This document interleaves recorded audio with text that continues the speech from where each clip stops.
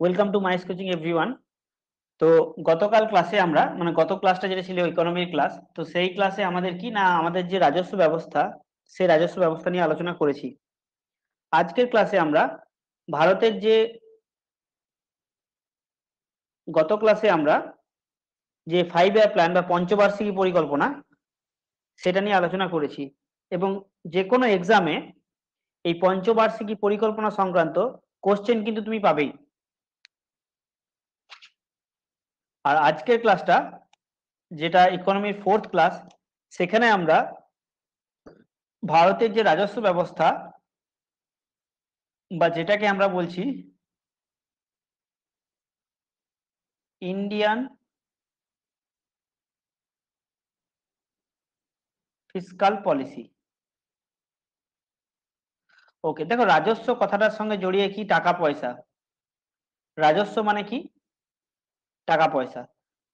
যখন তোমরা হিস্ট্রি পড়েছো, তো তখন দেখবে ইংরেজরা রাজস্ব আদায় করত। রাজস্ব তাহলে কি হলো না? অর্থ আদায় করা। এবার তখন যে রাজস্ব আদায় করা হতো সেটা কিসের আকারে ছিল? সেটা ফসলের আকারে ছিল, মানে ফসল নেওয়া হতো, জমিদারি ব্যবস্থা যেটা। আর এখন কিসের আকারে আদায় করা হয়? যেহেতু পয়সা টাকা, টাকা হচ্ছে মিডিয়াম অফ এক্সচেঞ্জ, মানে তুমি যদি লেনদেন করতে যাও টাকার মাধ্যমে করবে। তো সেহেতু সরকার বিভিন্ন মাধ্যমে যে আয় করে এবং তারপরে যে ব্যয়টা করে, এবং আয় ও ব্যয়ের হিসাব, এবং আয় ব্যয় করার পরে যে অর্থটা আসে সেই অর্থটা কি না ভারতের লোকের মধ্যে ঠিকঠাক ভাবে ডিস্ট্রিবিউশন, এই সমস্ত কিছু কি না আমরা ভারতের রাজস্ব ব্যবস্থার মধ্যে পড়ব।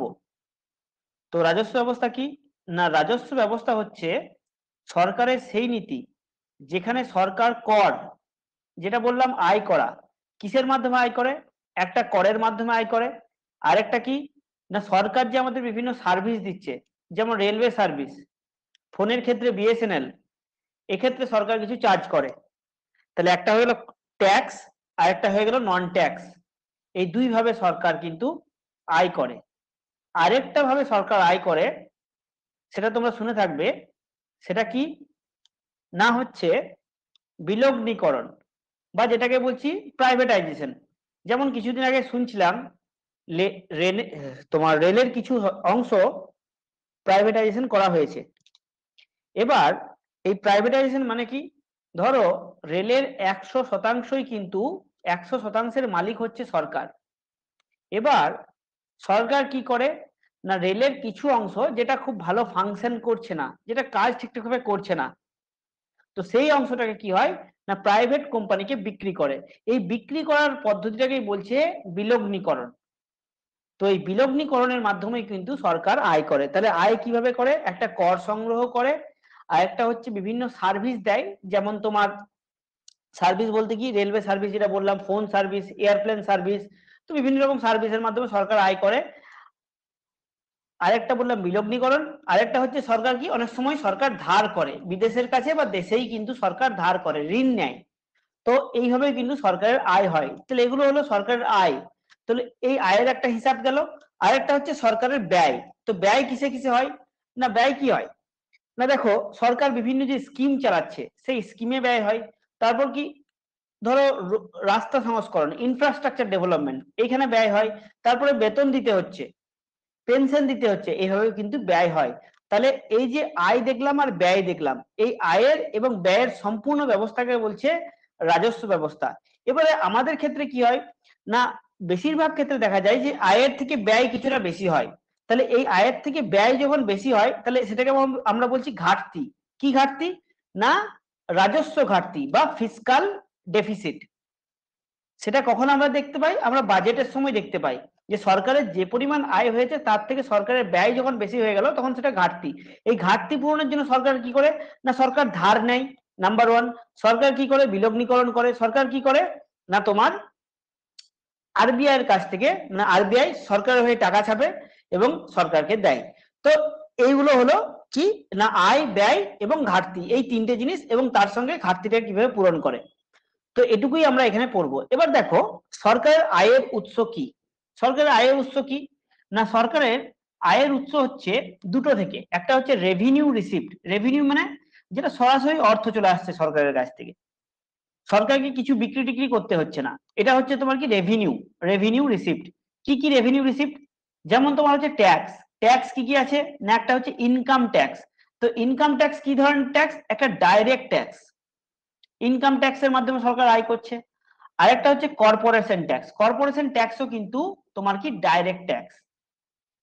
ওকে, তাহলে আমরা কি পেলাম না, ট্যাক্সের ক্ষেত্রে ডাইরেক্ট ট্যাক্স এবং ইনডাইরেক্ট ট্যাক্স। ডাইরেক্ট ট্যাক্স কি কি না, যেটা ইনকাম ট্যাক্স মানে তুমি কিছু তুমি ইনকাম করছো, তোমার ইনকামের মাত্রা যখন একটা সীমা পেরিয়ে যাবে তখন তুমি ইনকাম ট্যাক্স দেবে। আরেকটা হচ্ছে কর্পোরেশন ট্যাক্স, কর্পোরেশন ট্যাক্স কারা দেয় না, বড় বড় যারা কোম্পানি যেমন আম্বানি আদানি এরা কর্পোরেশন ট্যাক্স দেয়।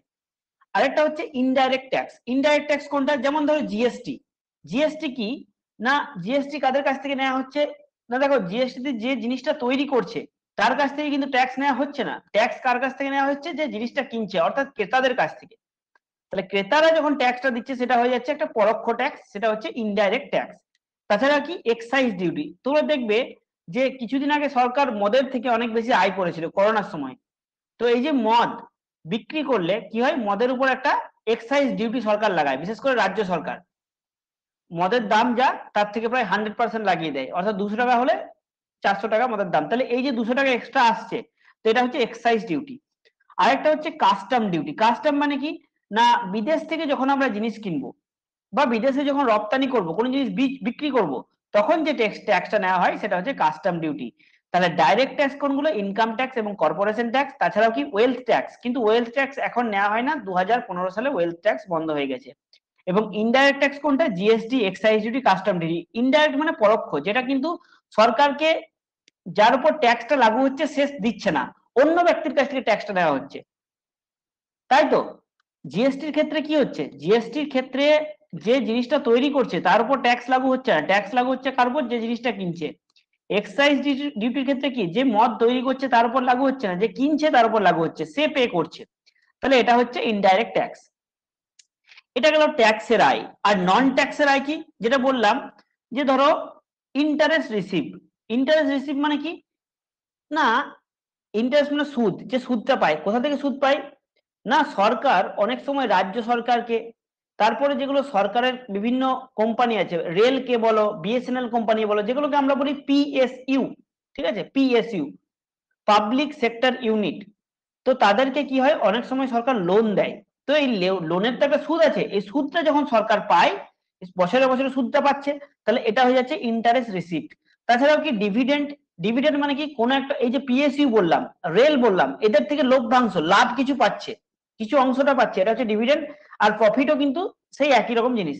তাহলে ট্যাক্স কি কি, ডাইরেক্ট ট্যাক্স, ইনডাইরেক্ট ট্যাক্স, আর নন ট্যাক্স কি, ইন্টারেস্ট রিসিপ্ট, ডিভিডেন্ড এবং প্রফিট। ঠিক আছে, এই তিনটে জিনিস মনে রাখবে।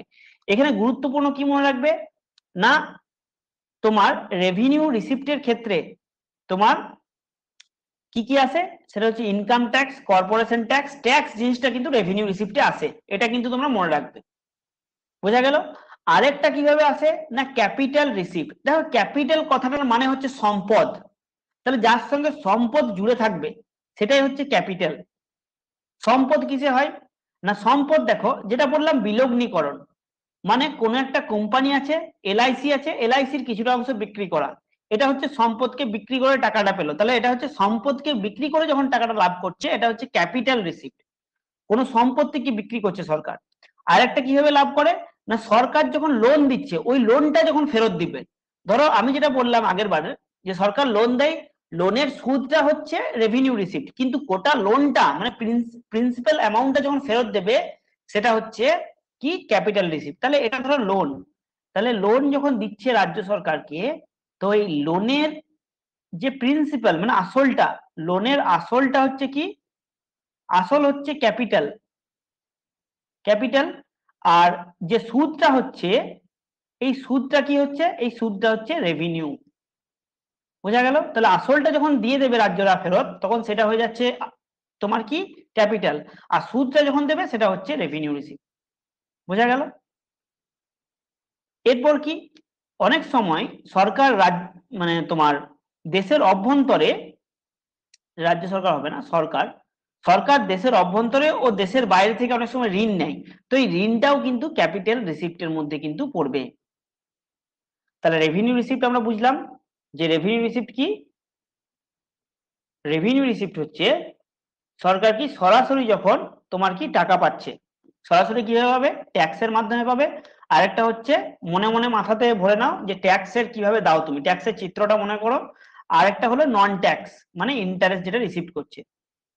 আর ক্যাপিটাল কি, ক্যাপিটাল হচ্ছে কোনো সম্পদকে যখন বিক্রি করে পাচ্ছে তখন সেটা হয়ে যাচ্ছে ক্যাপিটাল। কোনো সম্পত্তি মানে কি, রেলের কিছুটা অংশ বিক্রি করলো, এলআইসির কিছুটা অংশ বিক্রি করলো, এইভাবে একটা পাচ্ছে। আরেকটা হচ্ছে যখন লোনের যে প্রিন্সিপাল মানে আসলটা যখন ফেরত দিচ্ছে সেটা হয়ে গেছে ক্যাপিটাল রিসিপ্ট। আর তাছাড়াও কি বিলগ্নিকরণ, এলআইসির কিছুটা অংশ বিক্রি করা, এটা হচ্ছে বিলগ্নিকরণ। তাহলে এইভাবে সরকারের আয় হয়ে গেল। আয়টা আমরা দেখলাম যে কিভাবে হয়, আয় দু রকমের হয়, রেভিনিউ রিসিপ্ট, ক্যাপিটাল রিসিপ্ট। এবারে সরকারের ব্যয় কি হয়, revenue expenditure, capital expenditure, same জিনিস। এই যে রেভিনিউ এক্সপেন্ডিচার এটা কি, এটা নন প্ল্যান এক্সপেন্ডিচার। নন প্ল্যান আর প্ল্যান এক্সপেন্ডিচার জিনিসটা কি একটু দেখে নি। দেখো প্ল্যান এক্সপেন্ডিচার খুব সুন্দরভাবে মনে রাখবে যে যেসব জিনিস সম্পদ তৈরি করে, সম্পত্তি তৈরি করতে পারে, সেটা হচ্ছে প্ল্যান এক্সপেন্ডিচার। প্ল্যান কেন না, ধরো একটা রেল ব্রিজ তৈরি হবে, তাহলে রেল ব্রিজ তৈরি করতে গেলে কি হবে, তোমার একটা প্ল্যানিং এর দরকার, তোমার একটা প্ল্যানিং এর দরকার। তো কিন্তু রেভিনিউ এর ক্ষেত্রে কি, না তোমার কোনো প্ল্যানিং এর দরকার নেই, তোমাকে দিতেই হবে, ওটা বছরে বছরে দিতেই হবে। তো রেভিনিউ এক্সপেন্ডিচার হচ্ছে নন প্ল্যান এক্সপেন্ডিচার। এখানে কিন্তু কি কোনো রকমের সম্পদ বা অ্যাসেট তৈরি হয় না। যেমন কি ধরো, যেমন ধরো সরকার যে ঋণ করে তার সুদ, সরকার যেটা বললাম আগের বার, দেখো সরকার কি হয়, সরকার দেশের অভ্যন্তরে এবং দেশের বাইরে থেকে ঋণ করে।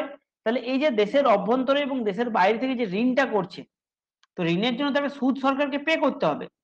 তো এই সুদটা যখন সরকার দিচ্ছে তখন সেটা হয়ে যাচ্ছে একটা কি, না রেভিনিউ এক্সপেন্ডিচার। তাছাড়াও কি বেতন বলতে পারো, পেনশন বলতে পারো, এগুলো কিন্তু রেভিনিউ এক্সপেন্ডিচার। সেনাবাহিনীতে যে খরচটা হয়, বিভিন্ন ধরনের সাবসিডি বলো, প্রশাসনিক খরচা বলো, এই সমস্ত কিন্তু কিসের মধ্যে পড়ছে, রেভিনিউ। যেমন ধরো বেতনটা, এটা কিন্তু রেভিনিউ এর মধ্যে পড়ছে, কোনো কোনো রকম সম্পদ তৈরি করছে না এটা। পেনশন, পেনশন যে দেওয়া হচ্ছে এটা কিন্তু কোনো রকম সম্পদ তৈরি করছে না, যেটা সম্পদ তৈরি করবে না সেটা হয়ে যাবে রেভিনিউ। আর যেটা সম্পদ তৈরি করবে, যেমন কি, যেমন তোমার হচ্ছে রাস্তা বা বিভিন্ন ধরনের ইনফ্রাস্ট্রাকচার ডেভেলপমেন্ট, যেমন রেলের ইনফ্রাস্ট্রাকচার বলো, বা একটা ধরো তোমার কি তৈরি করলো, বড় ধরনের কার্গো জাহাজ তৈরি করলো, এটা একটা হয়ে গেল। নেক্সট তোমার কি রাস্তা তৈরি করা, এই সমস্ত কিছু কি হচ্ছে, না ইনফ্রাস্ট্রাকচার ডেভেলপমেন্ট। তাছাড়াও কি রাজ্যকে লোন প্রদান করা, দেখো রাজ্যকে যখন লোন দেওয়া হয় তখন রাজ্য কি করে, রাজ্যের ওটা ক্যাপিটাল রিসিপ্ট হয়ে গেল। রাজ্য যখন লোনটা নিল, রাজ্যের ক্যাপিটাল রিসিপ্ট, মানে লোন নেওয়া মানেই রাজ্য কি করবে না, সেটাকে তার বিশেষ সম্পত্তি তৈরিতে কাজে লাগাবে, রাস্তা তৈরিতে কাজে লাগাবে, রেল তৈরিতে কাজে লাগাবে, সেটা কিন্তু স্কিমে দেবে না। তাহলে রাজ্যকে যখন লোন দিচ্ছে সেটা হচ্ছে ক্যাপিটাল তোমার এক্সপেন্ডিচার। তাহলে দু রকম রিসিপ্ট আমরা দেখলাম, দু রকম খরচা আমরা দেখে নিলাম। এবার তার আগে তোমাদের কিছু চিত্র আছে, তোমরা নিজেরাই বলবে, ভালো করে জিনিসটা বুঝতে পারলে আরেকবার দেখে নাও। যে রেভিনিউ রিসিপ্ট হচ্ছে যেখানে কোনো রকম সম্পদ তৈরি হবে না, আর ক্যাপিটাল রিসিপ্ট হচ্ছে যেখানে তোমার কি সম্পদ তৈরি হবে। রেভিনিউ এর মধ্যে কি ট্যাক্স এবং নন ট্যাক্স, আর ক্যাপিটালের মধ্যে কি, না বিভিন্ন রকম বিলগ্নি করা, ঋণ দেওয়া, এই সমস্ত কিছু পড়ছে তোমার ক্যাপিটালের মধ্যে। এবার এখানে দেখো একটা ছবি আছে, ছবি দেখতে পাচ্ছ, এটা হচ্ছে আম্বানির ছবি, এটা হচ্ছে টাকা, এটা হচ্ছে আম্বানি, এটা হচ্ছে টাকা, আর এটা হচ্ছে প্রধানমন্ত্রী। এবারে বলো আম্বানির কাছ থেকে সরকার কি নিল, কর্পোরেশন ট্যাক্স, কর্পোরেশন ট্যাক্স। এটা রেভিনিউ রিসিপ্ট না ক্যাপিটাল রিসিপ্ট, তোমরা বলো দেখি, বলো দেখিনি, এটা রেভিনিউ রিসিপ্ট না ক্যাপিটাল রিসিপ্ট, রেভিনিউ না ক্যাপিটাল, ভেরি গুড, এটা হচ্ছে, না দিশা ক্যাপিটাল কি করে, তাহলে তুমি বুঝতে পারলে পারলে না। দেখো যে কোনো ধরনের ট্যাক্স হচ্ছে রেভিনিউ, আর বিলগ্নিকরণ বিক্রি করা, হ্যাঁ, তারপরে তোমার ধার নেওয়া, এই সমস্ত কিছু হচ্ছে তোমার ক্যাপিটাল। তাহলে এই ট্যাক্স হচ্ছে রেভিনিউ, মনে রাখবে। তাহলে এটা কি হচ্ছে, এটা হচ্ছে রেভিনিউ রেভিনিউ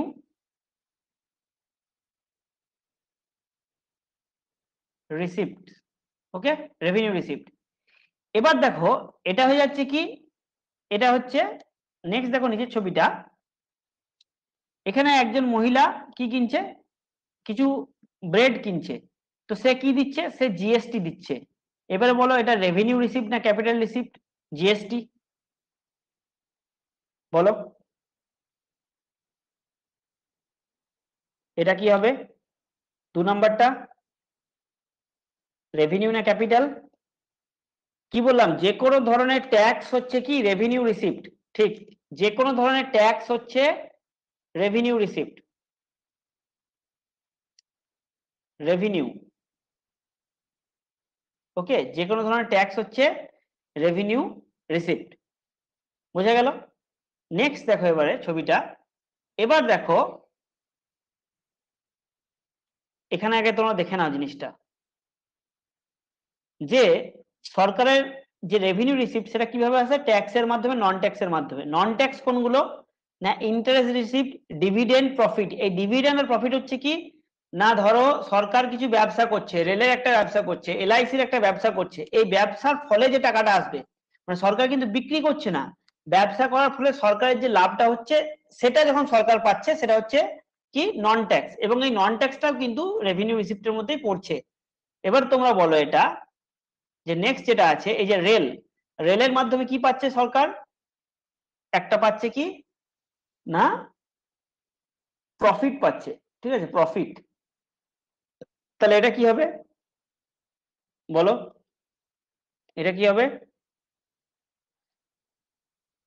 এটা হবে কি, এটাও কিন্তু তোমার রেভিনিউ রিসিপ্টই হবে, এটাও হবে কি হবে, রেভিনিউ রিসিপ্ট।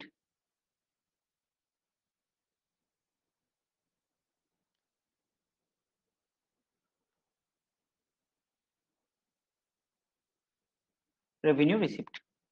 তাহলে বুঝতে পারলাম আমরা, মাথার মধ্যে ছবিগুলো ভরে ভরে নাও, কর্পোরেশন ট্যাক্স, জিএসটি, এটা হচ্ছে তোমার কি রেভিনিউ রিসিপ্ট। তাছাড়াও কি এটা ট্যাক্সের সাইড গেল, এটা কিন্তু গোটাই, এই দুটো যদি বলি আমি, এই দুটো হচ্ছে কি, এই দুটোকে আমি বলতে পারি ট্যাক্স, ঠিক আছে, এই দুটো হচ্ছে, এই দুটো কি না, এই দুটো হচ্ছে ট্যাক্স,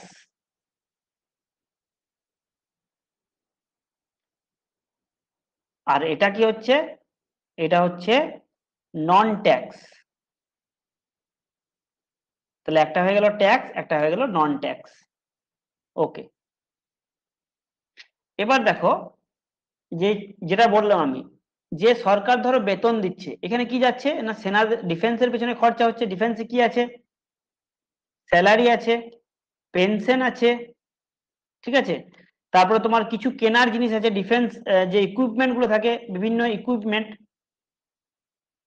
আর্মস আছে, এই সমস্ত কিছু কিন্তু চলে আসছে কি, এই সমস্ত কিছু আসছে কি না রেভিনিউ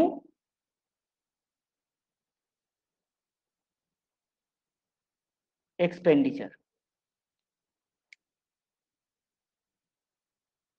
বোঝা গেল? এটা হচ্ছে রেভিনিউ এক্সপেন্ডিচার, স্যালারি, পেনশন, সমস্ত কিছু। আর কিছু আছে কিনা দেখিনি রেভিনিউ এক্সপেন্ডিচারে,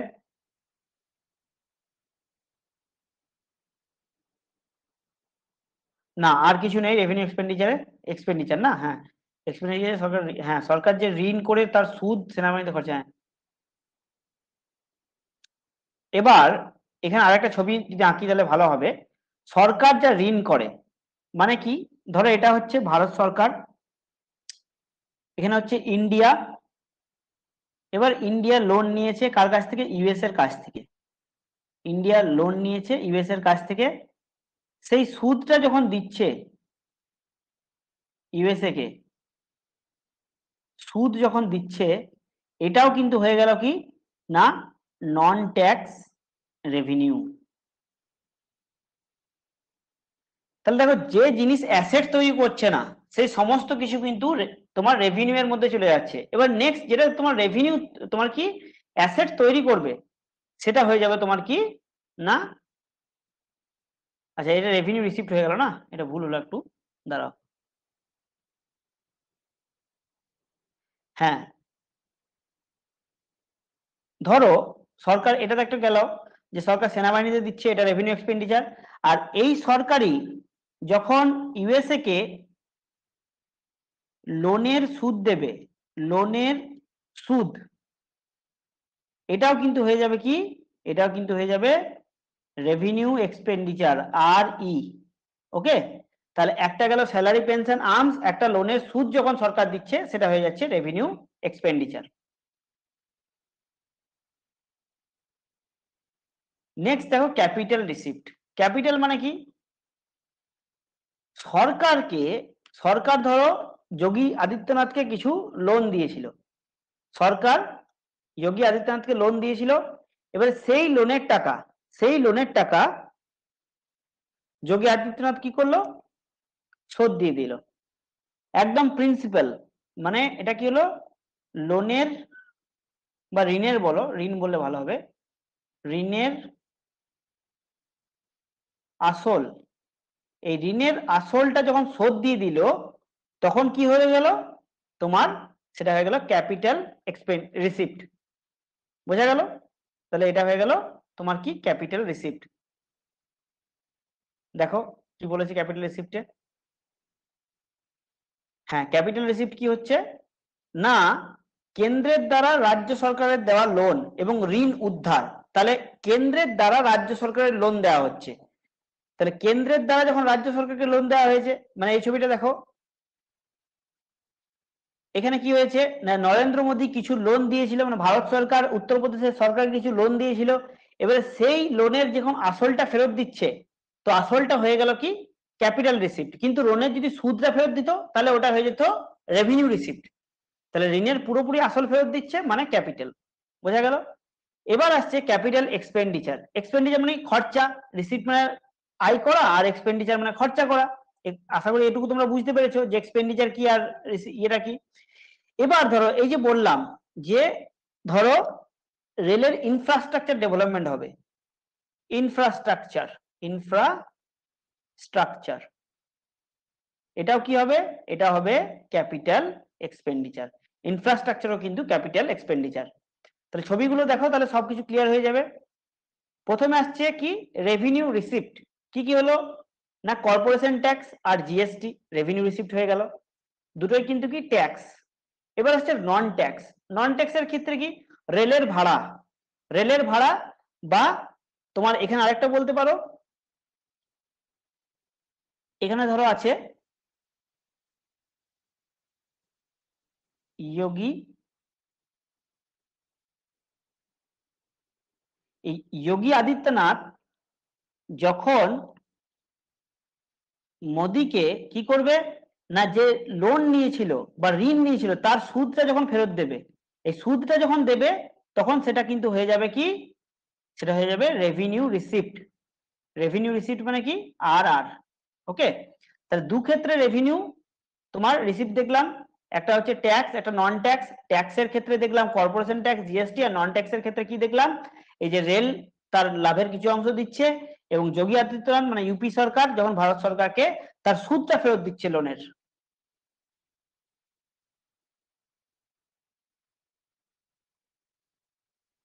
সুদটা যখন ফেরত দিল সেটা হয়ে গেল রেভিনিউ, কি হয়ে গেল, রেভিনিউ রিসিপ্ট।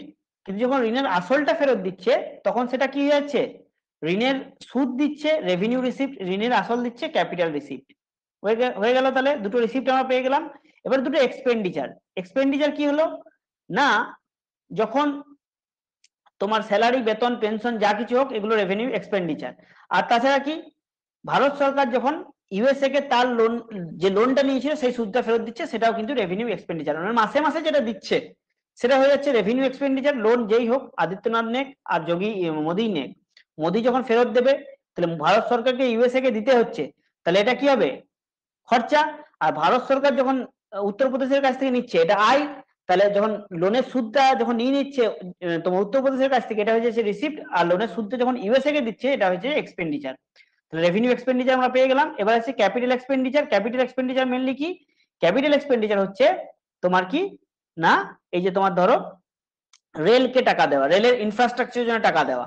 আরেকটা কি হবে না বিলগ্নিকরণ, মানে ডিসইনভেস্টমেন্ট।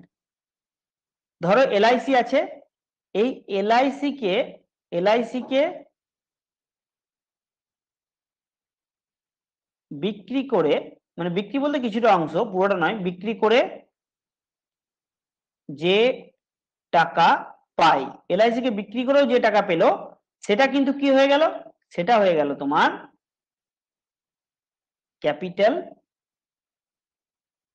ধরো এলআইসি কে বিক্রি করে যে টাকাটা পেলো সেটা হলো ক্যাপিটাল রিসিপ্ট। ওকে, আচ্ছা দেখো এলআইসি কে বিক্রি করে যে টাকাটা পেলো, এলআইসি কে বিক্রি করে, এলআইসি কে সেল করে, সেল করে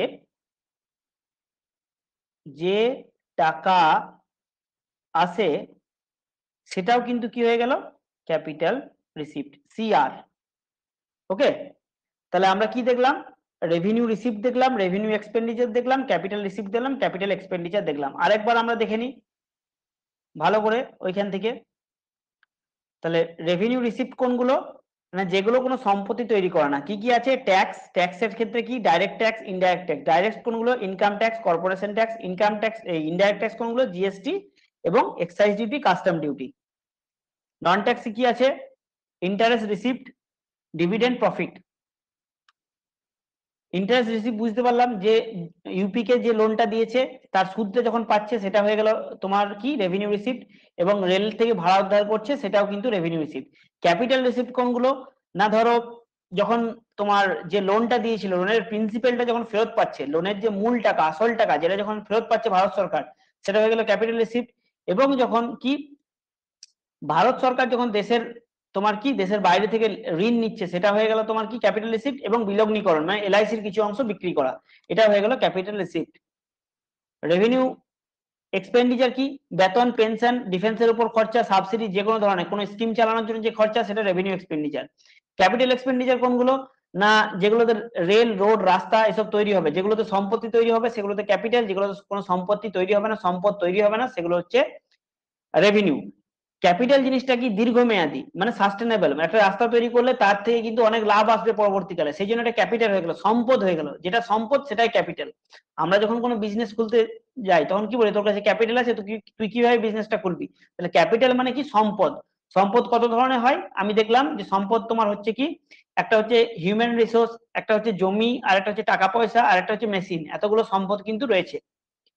তাহলে আশা করি তোমাদের এইটুকু অংশ ক্লিয়ার হয়েছে যে revenue receipt, revenue expenditure, capital receipt, capital expenditure কি। এবার নেক্সট কি আসবে, নেক্সট হচ্ছে আমরা আয় এবং ব্যয় দেখলাম। এবার দেখো যদি ধরো আয়ের থেকে ব্যয় বেশি হয়, আয়ের থেকে ব্যয় যদি বেশি হয়, তাহলে সেটাকে আমরা ঘাটতি বলবো না সারপ্লাস বলবো, বলো। আয়ের থেকে যদি ব্যয় বেশি হয় তাহলে সেটা ঘাটতি না সারপ্লাস, কে বলো। আয়ের থেকে ব্যয় বেশি হলে, একদম ঠিক, আয়ের থেকে ব্যয় বেশি হলে ঘাটতি। তাহলে ধরো রেভিনিউ রিসিপ্ট যদি হয় তোমার 500 টাকা, আর ব্যয় যদি হয় 1000 টাকা, তাহলে আমার ঘাটতি কত হলো, ঘাটতি হচ্ছে 500 টাকা। তাহলে এই ঘাটতিটাকেই বলছে রেভিনিউ ডেফিসিট। মানে যে পরিমাণ আমরা রেভিনিউ আয় করলাম ট্যাক্স থেকে এবং নন ট্যাক্স থেকে, তার থেকে যদি বেশি ব্যয় হয়ে যায়, স্কিম চালাতে গিয়ে বা তোমার বেতন পেনশন দিতে গিয়ে যদি বেশি ব্যয় হয়ে যায়, তো সেটা হয়ে গেল ঘাটতি। তাহলে দেখলাম যে 500 টাকা আয় হচ্ছে, 1000 টাকা যদি খরচা করো তাহলে 500 টাকা ঘাটতি, ওটা হচ্ছে রেভিনিউ ডেফিসিট। এবার ফিসকাল ডেফিসিট, ফিসকাল কি না, ফিসকাল হচ্ছে আমার যে সমস্ত রকমের খরচা আছে, যে কোনো ধরনের সরকারের সমস্ত টাইপের খরচা, সেখানে তুমি ধরতে পারো রেভিনিউ এক্সপেন্ডিচার, ক্যাপিটাল এক্সপেন্ডিচার বা আদার্স যেগুলো খরচা আছে, সেই সমস্ত খরচাকে ধরলে, এবং সেই সমস্ত খরচা থেকে, সমস্ত উৎস থেকে আয় যেটা হচ্ছে, সব উৎস থেকে আয়, যেমন কি থেকে আয়, রেভিনিউ আয় হচ্ছে, ক্যাপিটাল আয় হচ্ছে, এই দুটোকে যখন বাদ দেবে, তখন যেটা পাবো আমি সেটা হচ্ছে ফিসকাল ডেফিসিট, যেটা বাজেটের সময় প্রকাশ করা হয়। তাহলে এই যে ফিসকাল ডেফিসিট আছে, এই ফিসকাল ডেফিসিটে কি শুধুমাত্র নন ডেট ক্রিয়েটিং ক্যাপিটাল রিসিপ্ট গুলোকে বাদ দেয়, মানে যে ধারটা সরকারের কোন রকম কি ঋণ তৈরি করে না। যে ক্যাপিটাল রিসিপ্টটা সরকারের কোন রকম ঋণ তৈরি করে না। কি ধরনের ক্যাপিটাল রিসিপ্ট সরকারের ঋণ তৈরি করে না? যেমন সরকার যে লোনের প্রিন্সিপালটা ফেরত পাবে, লোনের যখন প্রিন্সিপালটা ফেরত পাবে সেটা কিন্তু কোন রকমের ঋণ তৈরি করছে না। তো সেই ধরনের ক্যাপিটাল রিসিপ্টকে বাদ দিয়ে সমস্ত আয় কিন্তু আমাকে ধরতে হবে। তাহলে ধরো সরকারের কি সমস্ত খরচা কত, সরকারের সমস্ত আয়টা দেখে নি। আয় ধরো সরকারের হচ্ছে কত, আমি ধরলাম আয় হচ্ছে 2000 টাকা। আয় 2000 আর সমস্ত খরচা হয়ে গেল 3000। তাহলে রইলো কত? রইলো তোমার পরে 1000। 1000 কি মানে 1000 ঘাটতি হলো, এটা হচ্ছে ঘাটতি। ওকে, তো এই ঘাটতির জন্য সরকার কি করবে না, সরকার তখন ধার নেবে।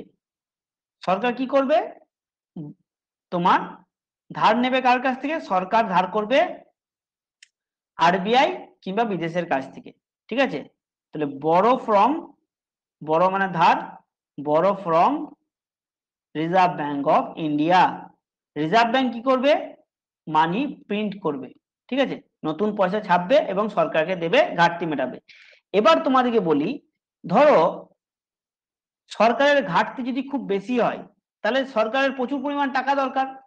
তাহলে সরকারের যখন টাকা দরকার, সেই টাকা কিভাবে নেবে? আরবিআই কে বলবে টাকা প্রিন্ট করো। তো আরবিআই যদি খুব বেশি পরিমাণে টাকা যদি প্রিন্ট করে, তাহলে কি দেখা দেবে? খুব বেশি যদি মার্কেটে টাকা আসে, তাহলে আমি আগে কি বলেছিলাম যে মার্কেটে যদি খুব বেশি টাকা আসে, যে পরিমাণ জিনিসপত্র আছে তার থেকে বেশি পরিমাণ টাকা যদি চলে আসে, তাহলে কি দেখা দেবে? কি হবে, কি দেখা দেবে বলো? যে পরিমাণ জিনিস আছে তার থেকে যদি খুব বেশি পরিমাণ টাকা চলে আসে, তাহলে তখন কি হবে, কি দেখা দেবে?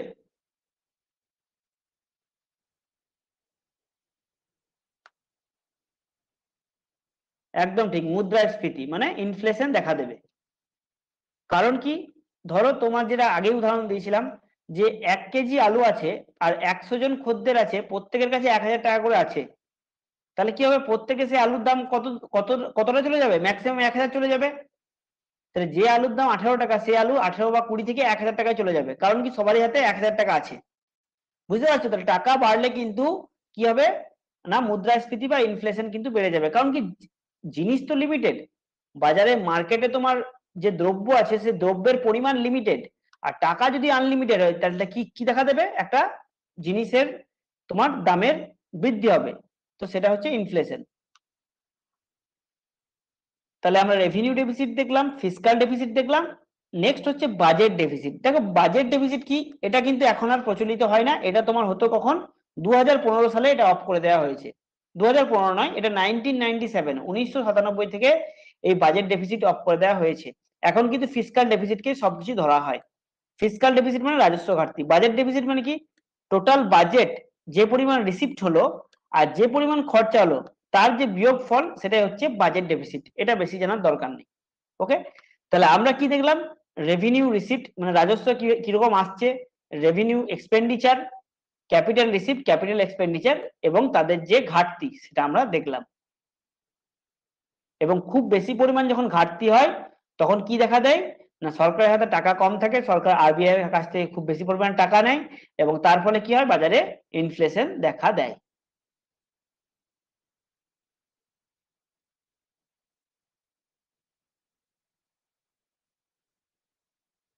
আচ্ছা দেখো, এখানে একটা ইয়ে দিয়ে দিয়েছি আমি, তোমার ডায়াগ্রাম দিয়ে দিয়েছি, তাহলে আরো পরিষ্কার হবে তোমাদের বুঝতে। যে আমাদের যে সরকার আছে, সেখানে কি হয় না, সেকেন্ড ডায়াগ্রামটা দেখো, সেকেন্ড ডায়াগ্রামটা দেখো।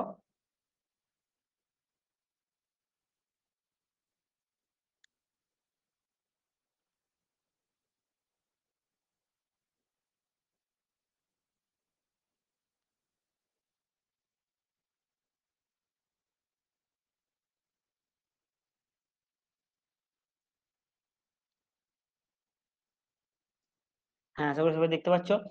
দেখো এখানে দেখো পরপর দেখো কিরকম আছে।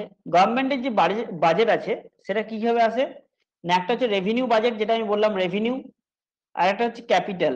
এবার রেভিনিউ দুভাগে ভাগ হলো, একটা revenue receipt, revenue expenditure. Capital দুভাগে ভাগ হলো, capital receipt, capital expenditure. Revenue কোনগুলো দেখলাম, ট্যাক্স, নন ট্যাক্স। ক্যাপিটাল কোনগুলো? যেগুলো সম্পদ তৈরি করে, যেমন এলআইসি কে বিক্রি করা, এটা হচ্ছে ক্যাপিটাল। এবং তার সঙ্গে কি এক্সপেন্ডিচার কোনগুলো? যেগুলো সম্পত্তি তৈরি করে, যেমন একটা স্কুল তৈরি করা, তাছাড়া রেল তৈরি করা, রোড তৈরি করা, সে সমস্ত কিছু কিন্তু ক্যাপিটাল এক্সপেন্ডিচার। রেভিনিউ রিসিপ্টের মধ্যে কি আছে? ট্যাক্স আছে, নন ট্যাক্স আছে। ট্যাক্সের মধ্যে কি কি আছে? ইনকাম ট্যাক্স আছে, ডাইরেক্ট ট্যাক্স এবং নন ইনডাইরেক্ট ট্যাক্স। ইনডাইরেক্ট কোনটা? জিএসটি। নন ট্যাক্স রেভিনিউর মধ্যে রেলের ভাড়া।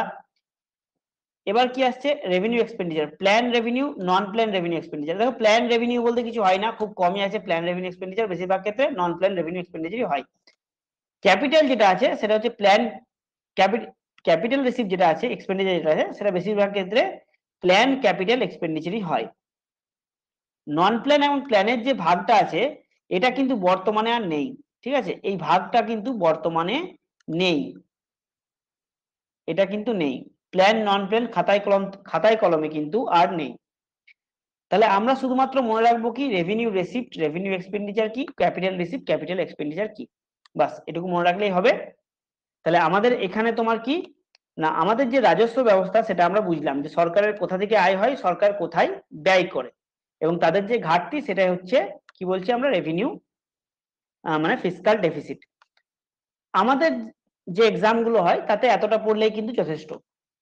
এর বাইরেও কিন্তু আরো জিনিস আছে, সেগুলো পড়ার দরকার নেই। যেমন এফআরবিএম অ্যাক্ট, এফআরবিএম অ্যাক্ট 2003, সেই এফআরবিএম অ্যাক্টে কি বলা হয়েছে না, সরকার কিভাবে তার যে রেভিনিউ এক্সপেন্ডিচার আছে, যে খরচা আছে, সেই খরচাকে কিভাবে কমাবে, এবং আলটিমেটলি সরকার তার যে রাজস্ব ঘাটতি হয় সেই রাজস্ব ঘাটতিকে কিভাবে কমাবে, সেই কথাই কিন্তু এফআরবিএম অ্যাক্ট 2003-এ বলা আছে।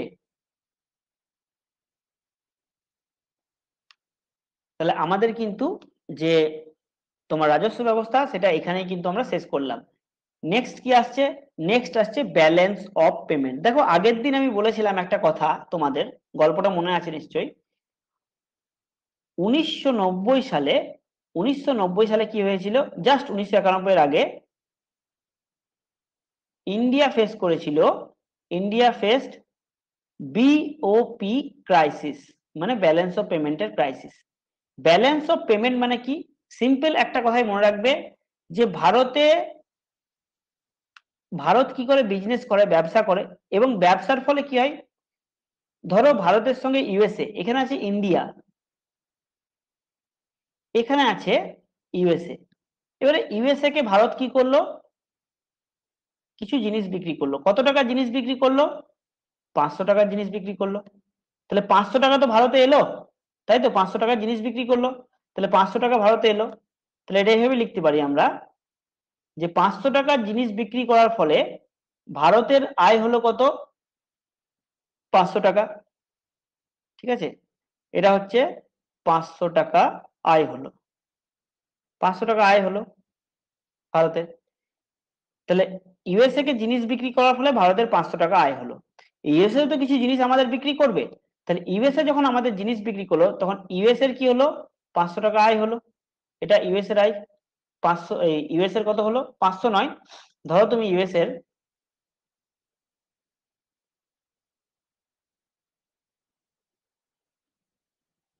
ধরো তুমি 300 টাকা আয় হলো। তাহলে ভারতের আয়, আমরা বলতে পারি কি? ভারতের আয়, ভারতের আয় হচ্ছে 500, 5000, এই 500। ভারতের আয় 500, ইউএস এর আয় 300। তাহলে ভারত কতটা এগিয়ে রইলো? ভারত এগিয়ে রইলো, তাহলে ভারতের কত রইলো? ভারতের, ইন্ডিয়া এগিয়ে রইলো প্লাস 200 টাকা, 200 টাকার আয়ে কিন্তু ভারত এগিয়ে রইলো। তাহলে এই যে 200 টাকাতে ভারত এগিয়ে রইলো, তাহলে আমরা বলতে পারি কি না, ভারতের যে ফরেন এক্সচেঞ্জ রিজার্ভ আছে সেখানে কিন্তু এই 200 টাকা কিন্তু ভারতের চলে গেল। কিসে চলে গেল? না ডলারে চলে গেল, কারণ 200 টাকা তো ডলারে পেড করবে, তো $200 কিন্তু ভারতের রিজার্ভে চলে গেল, ফরেন এক্সচেঞ্জ রিজার্ভে চলে গেল। 1990 সালে কি হয়েছিল? ভারতের এই যে 200 টাকার কথা বললাম, ফরেন এক্সচেঞ্জ রিজার্ভ যেখানে এই 200 টাকা গেল, তার যে পরিমাণ ছিল সেটা কিন্তু কমতে কমতে একদম তলানিতে ঠেকে গেছে। তো তলানিতে যখন ঠেকে যাবে ফরেন এক্সচেঞ্জ রিজার্ভ, তখন কি হবে না, ভারত কিন্তু ইউএসএ কে ডলার পে করে জিনিস আর কিনতে পারবে না। ডলার পে করে আর কিনতে পারছে না, ডলার তো নেই ভারতের, তাহলে ডলারের বদলে ভারতকে টাকা দিতে হচ্ছে। টাকা কোথা থেকে পাবে, ভারতের টাকাও তো লিমিটেড, তাহলে ভারতকে টাকা প্রিন্ট করতে হবে। টাকা যখন প্রিন্ট করবে কি হবে, ইনফ্লেশন দেখা দেবে। তাহলে যদি ভারতের মতো দেশের ফরেন এক্সচেঞ্জ রিজার্ভ খুব কমে যায়, যেটা আমরা শ্রীলঙ্কা এবং পাকিস্তানের ক্ষেত্রে দেখলাম, তো তখন কি হয় না, ভারতে তোমার কি হয় না, এই ভারত বা শ্রীলঙ্কা এরকম দেশে কি হয়, ইনফ্লেশন দেখা দেয়। তাহলে এই যে বিওপি ক্রাইসিস, ব্যালেন্স অফ পেমেন্টের ক্রাইসিস কি, ভারতের যে আয়, বিদেশ থেকে যে পরিমাণ আয় হয় সেই আয়ের পরিমাণ কিন্তু যথেষ্ট কমে গেছিল। এই কমে যাওয়ার ফলে কি হয়, এবং ব্যয় যথেষ্ট বেড়ে গেছিল, এবং তার ফলে কিন্তু বিওপি ক্রাইসিস দেখা গিয়েছিল। এই বিওপি ক্রাইসিস থেকে উদ্ধার হয়েছিল কিভাবে না, 1991 সালে যখন ভারতের যে ইকোনমি সেটাকে খুলে দেওয়া হলো বিশ্ব বাজারের জন্য। যখন আমরা দেখলাম কি, লিবারালাইজেশন, গ্লোবালাইজেশন, প্রাইভেটাইজেশন হয়েছে। তাহলে বিওপি জিনিসটা কি না, যখন কোন দেশ অন্যান্য দেশের সঙ্গে যখন বিজনেস করছে, এই বিজনেসের ফলে যে লেনদেন হচ্ছে, এই লেনদেনের হিসাবটাই হচ্ছে ব্যালেন্স অফ পেমেন্ট। সিম্পল কথাতে, তোমার বাড়িতে যখন তোমার কি হয় না, তুমি আছো এবং তার সঙ্গে কি মার্কেট আছে, মার্কেটের সঙ্গে তুমি যে লেনদেনটা করছো, এটা হচ্ছে ব্যালেন্স অফ পেমেন্ট। এবং কান্ট্রির ক্ষেত্রে যখন আমি দেখছি, তখন কি বিদেশের সঙ্গে যখন লেনদেনটা হচ্ছে, এই লেনদেনের হিসাবটাই হচ্ছে ব্যালেন্স অফ পেমেন্ট। বোঝা গেল ব্যালেন্স অফ পেমেন্ট জিনিসটা?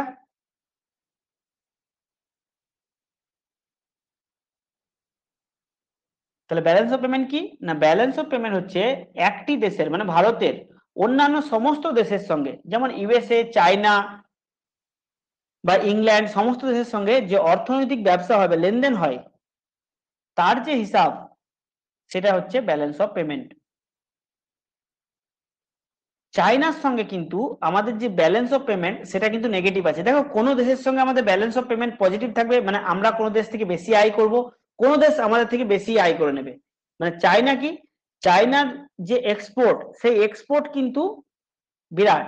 এবারে এই এক্সপোর্ট মানে চায়না খুব বেশি জিনিস রপ্তানি করে, আমদানি খুব কম করে, কারণ চায়নার খনিজও খুব ভালো আছে, এবং চায়নার স্কিলও খুব, সায়েন্সও এগিয়ে আছে, এবং স্কিল ডেভেলপমেন্টও যথেষ্ট, দক্ষতাও রয়েছে। এবং সেই কারণে কি হয় না, চাইনিজরা অন্যান্য দেশের প্রতি নির্ভরতা কম, এবং এর ফলে বেশিরভাগ দেশের সঙ্গে চায়নার কি না, চায়না এই ব্যালেন্স অফ পেমেন্টের দিক থেকে অনেকটা এগিয়ে, ভারত কিন্তু পিছিয়ে আছে। এবার চায়নার সঙ্গে ভারতের কি আছে, ঘাটতি আছে, কিন্তু আমেরিকার সঙ্গে ভারতের সারপ্লাস আছে, মানে ভারতের যে ব্যালেন্স অফ পেমেন্ট আমেরিকার থেকে কিন্তু বেশি আছে। বোঝা গেল? তো ভারতের ওভারঅল যে ব্যালেন্স অফ পেমেন্ট সেটা কিন্তু অনেকটাই এগিয়ে আছে। কেন এগিয়ে আছে সেটা আমরা পরে দেখছি। তো দেখো, ব্যালেন্স অফ পেমেন্ট যেটা আমরা এতক্ষণ বললাম, যে বিদেশের সঙ্গে যে আমাদের ব্যবসা বাণিজ্য হয়, তার যে টাকা পয়সার লেনদেন, সেটাই হচ্ছে আলটিমেটলি ব্যালেন্স অফ পেমেন্ট। তো ব্যালেন্স অফ পেমেন্টকে সাধারণত দুভাগে ভাগ করা যায়, একটা হচ্ছে কারেন্ট অ্যাকাউন্ট, একটা হচ্ছে কি কারেন্ট অ্যাকাউন্ট, একটা হচ্ছে ক্যাপিটাল অ্যাকাউন্ট। সে আগের মতনই। আগেরটা কি ছিল, আগেরটা ছিল তোমার কি না, রেভিনিউ ছিল, রেভিনিউর জায়গায় এটা কারেন্ট আছে, এটুকু মনে রাখবে। একটা হচ্ছে কারেন্ট, একটা হচ্ছে ক্যাপিটাল, কারেন্ট অ্যাকাউন্ট, আর একটা হচ্ছে ক্যাপিটাল অ্যাকাউন্ট। এবার এই যে কারেন্ট অ্যাকাউন্ট, এই কারেন্ট অ্যাকাউন্টে কিসের কিসের কিসের হিসেব রাখা হয় না, কারেন্ট অ্যাকাউন্টে ভারতের সঙ্গে অন্যান্য দেশের যে বাণিজ্য হয়, মেনলি কি না, জিনিসপত্র, দ্রব্য, দ্রব্য কেনা বেচা হয়, এবং তার সঙ্গে বিভিন্ন সার্ভিস দেওয়া হয়। কি কি সার্ভিস থাকে, যেমন ধরো ব্যাংকিং সার্ভিস থাকে, হোটেলের কোনো সার্ভিস থাকে। বোঝা গেল? তাহলে বিভিন্ন যে সার্ভিস এবং তার সঙ্গে এই দ্রব্যমূল্যের যে কেনা বেচা, এই যে দুটো জিনিস, এই দুটো জিনিসের যখন লেনদেনের যে হিসাবটা হলো, এই হিসাবটা হচ্ছে কারেন্ট অ্যাকাউন্ট। এবার কারেন্ট অ্যাকাউন্টকে কি দুভাগে ভাগ করা যায়, দৃশ্যমান এবং অদৃশ্যমান। দৃশ্যমান মানে হচ্ছে ভিজিবল এবং ইনভিজিবল। ভিজিবল কোনগুলো, যেমন আমদানি ও রপ্তানি, জিনিসপত্রের আমদানি ও রপ্তানি। ধরো আমরা আমেরিকা থেকে কি কিনলাম না, রয়্যাল এনফিল্ড বলে যে বাইকটা, সেই বাইকটা কিন্তু আমেরিকা থেকে আসে। তাহলে রয়্যাল এনফিল্ড বাইকটা কিন্তু আমরা চোখে দেখতে পাচ্ছি যে বাইকটা আসছে, তাহলে এটা হচ্ছে দৃশ্যমান। আরেকটা কি, আরেকটা হচ্ছে রেমিটেন্স। রেমিটেন্স মানে কি, ধরো তোমার দাদা বা কাকা বা অন্য কেউ সে অন্য একটা দেশে আছে, আমেরিকাতে আছে বা ইংল্যান্ডে আছে বা সৌদি আরবে আছে, যেখানে আছে, সে যখন ভারতে টাকা পাঠালো, সেই টাকাটাকে বলছি আমরা রেমিটেন্স। মানে ভারতের লোক যখন বিদেশে রয়েছে, যখন টাকা পাঠাচ্ছে, সেটাকে বলছি আমরা কি, রেমিটেন্স। কি, বিদেশে থাকা ভারতীয়রা ভারতে যে টাকা পাঠায় সেটা হচ্ছে রেমিটেন্স। এটাও কিন্তু কারেন্ট অ্যাকাউন্টের মধ্যে পড়ছে। আর অদৃশ্য কোনগুলো? অদৃশ্য হচ্ছে বিভিন্ন ধরনের সার্ভিস। বিভিন্ন ধরনের সার্ভিস মানে কি, ব্যাংকিং সার্ভিস। বা তুমি ধরো এখানে বসে আছো, এখান থেকে বসে কি না, তুমি আমেরিকার কোনো কোম্পানির হয়ে কাজ করছো, তাই তো? ভারত থেকে বসে আমেরিকার কোম্পানিতে কাজ হয়, তাহলে এটা এক ধরনের সার্ভিস। তাহলে সার্ভিসের ফলে যে টাকাটা আসে, এটা হচ্ছে তোমার কি, এটা হচ্ছে কারেন্ট অ্যাকাউন্ট। কারেন্ট অ্যাকাউন্টের মধ্যে পড়ছে। এখানে মনে রাখবে যে সার্ভিসের ফলে যে টাকাটা আসছে, সেই টাকাটা কিন্তু এই যে ব্যবসা বাণিজ্যের যে টাকা পয়সা তার থেকে কিন্তু বেশি। তাহলে আমরা এখানে বলতে পারি যে সার্ভিস গ্রেটার দেন কি, এক্সপোর্ট অ্যান্ড ইম্পোর্ট। তাহলে এক্সপোর্ট ইম্পোর্ট থেকে যে পরিমাণ ভারতের বিদেশি মুদ্রা আসছে, সার্ভিসে কিন্তু তার থেকে বেশি পরিমাণ মুদ্রা আসছে, কারণ ভারত বরাবরই সার্ভিসে এগিয়ে। তাহলে বুঝলাম যে ব্যালেন্স অফ পেমেন্ট কি কিভাবে ভাগ হলো, current account, capital account. Current অ্যাকাউন্টের মধ্যে কি কি আছে? একটা হচ্ছে দৃশ্যমান, আর একটা হচ্ছে অদৃশ্যমান, মানে যেগুলো দেখা যায় না। দৃশ্যমানে কোনগুলো? যেমন জিনিসপত্রের কেনা বেচা, রয়্যাল এনফিল্ড বাইক এলো, বা ইউএস থেকে কোনো ভালো জুতো এলো, মেয়েদের কোনো ভালো কি এলো, শাড়ি এলো, শাড়ি তো ভারত থেকে যাবে, বা ভারত কিছু রপ্তানি করলো, যেটা বললাম শাড়ি, ভারত ভারত ভালো সিল্কের শাড়ি বিদেশে, ইউএসএ তে রপ্তানি করলো। ভারত ভালো ধরো আরো কি রপ্তানি করে ভারত, ভারতের আরো ভালো কি আছে, যেমন ধরো, হ্যাঁ, ভারতের ভালো কি বাসমতি চাল আছে, এই বাসমতি চাল ধরো ভারতে ভালো তৈরি হয়, তো সেটা রপ্তানি করলো, সেটাও কি এক ধরনের তোমার কারেন্ট অ্যাকাউন্ট, মানে জিনিসপত্র এবং তার সঙ্গে সার্ভিস। 2022-23-এর যে আর্থিক বর্ষ ছিল, সেখানে কিন্তু কারেন্ট অ্যাকাউন্ট ডেফিসিট দেখা গেছে, ঘাটতি দেখা গেছে। মানে আমাদের, দেখো আমরা কি বলছি না, আমাদের সঙ্গে যে ব্যবসা বাণিজ্য হচ্ছে বিদেশের, সেখানে কিন্তু বিদেশ বেশি আয় করছে আমাদের থেকে, মানে আমাদের যে টাকা, হ্যাঁ, সেই টাকা কিন্তু বিদেশে বেশি পরিমাণে রয়েছে। মানে বিদেশের সঙ্গে যে ব্যবসা বাণিজ্য হচ্ছে, বিদেশকে আমরা কি করছি এখানে বলতে পারো তুমি সিম্পলি, যে আমাদের যে এক্সপোর্টের তুলনায় ইম্পোর্ট অনেক বেশি। তাহলে ইম্পোর্ট মানে হচ্ছে কি, আমদানি করা। ইম্পোর্ট অনেক বেশি, বোঝা গেল? তাহলে ইম্পোর্ট অনেক বেশি হওয়ার কারণে কিন্তু আমরা কি হচ্ছে, আমরা কিন্তু পিছিয়ে পড়ছি। তাহলে ইম্পোর্ট অনেক বেশি হওয়ার কারণে কিন্তু কারেন্ট অ্যাকাউন্ট ঘাটতি কিন্তু দেখা গেছে। ইম্পোর্ট মানে কি, আমরা বিদেশ থেকে বেশি জিনিস, দেখো না, তুমি চিন্তা করো, চাইনার থেকে আমরা কি কি নিচ্ছি, মোবাইল ফোন নিচ্ছি, ল্যাপটপ নিচ্ছি, সমস্ত কিছু নিচ্ছি। দক্ষিণ কোরিয়ার কাছ থেকে আমরা বিভিন্ন ধরনের টিভি নিচ্ছি। হুম। তাহলে এইভাবে কি হচ্ছে, যে বেশিরভাগ দেশ থেকে আমরা কি করছি, রপ্তানি করছি। আমদানি কিন্তু সেই তুলনায় মানে তোমার এক্সপোর্ট কিন্তু সেই তুলনায় হচ্ছে না। বেশিরভাগ দেশ থেকে আমরা কি করছি, বেশিরভাগ জিনিস আমদানি করছি, রপ্তানি কিন্তু সেভাবে করতে পারছি না। তো রপ্তানি কিন্তু আমাদের অনেক কম, সেই কারণে কিন্তু আমরা পিছিয়ে আছি কারেন্ট অ্যাকাউন্টের দিক থেকে। তাহলে আমাদের ব্যালেন্স অফ পেমেন্ট পজিটিভ হলো কি করে, কেন পজিটিভ হলো দেখছি। তাহলে এই যে এতটা পর্যন্ত আমরা দেখলাম যে কারেন্ট অ্যাকাউন্টের যে ব্যালেন্স অফ পেমেন্ট, সেখানে আমরা পিছিয়ে আছি। তাহলে আমি কি বললাম আগে, যে ব্যালেন্স অফ পেমেন্ট আমাদের পজিটিভ, তাহলে পজিটিভ হলো কি করে? নিশ্চয়ই কারেন্ট অ্যাকাউন্টের জন্য নয়, হয়েছে কেন, ক্যাপিটাল অ্যাকাউন্টের জন্য। হ্যাঁ, ক্যাপিটাল অ্যাকাউন্টের জন্য হয়েছে। এবার এই ক্যাপিটাল অ্যাকাউন্ট কি, না ক্যাপিটাল অ্যাকাউন্ট হচ্ছে কি, না ভারতের কাছে, এখানে ভারত বিদেশের কাছে যে পরিমাণ লোন নেয়, তাহলে ভারতের লোন নেওয়া বা ঋণ করা, এগুলো হচ্ছে ক্যাপিটাল অ্যাকাউন্ট। এছাড়াও কি, ফরেন ডাইরেক্ট ইনভেস্টমেন্ট, এফডিআই। দেখো আগের দিন দুটো জিনিস আমরা বলেছিলাম, একটা হচ্ছে এফডিআই, আর একটা হচ্ছে এফআইআই। এফডিআই হচ্ছে ফরেন ডাইরেক্ট ইনভেস্টমেন্ট, আর এফআই হচ্ছে ফরেন ইনস্টিটিউশনাল ইনভেস্টমেন্ট। এটা কি করছে, এ কিন্তু ভারতে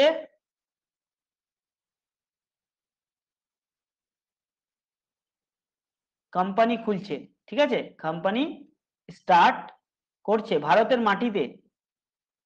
আর এ কি করছে না, স্টক মার্কেটে, স্টক বলা ভুল হবে, শেয়ার মার্কেটে। ওকে, এ শেয়ার মার্কেটে ইনভেস্ট করছে।